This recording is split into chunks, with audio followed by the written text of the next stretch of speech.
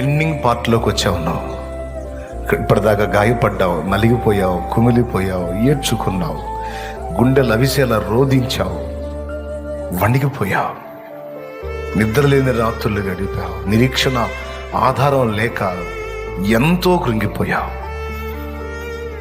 వరుస ఓటములతో, ఎదురు దెబ్బలతో, తృణీకారాలతో చిత్రవదన అనుభవించావు.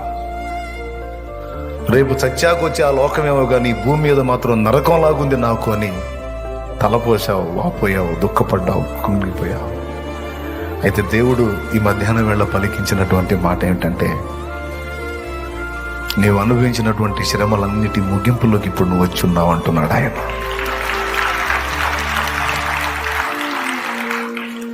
నేను ఇచ్చిన వాగ్దానాలు నెరవేర్చే సమయం ఆసన్నమైంది. ఆ సమీపంలో నువ్వు ఉన్నావు.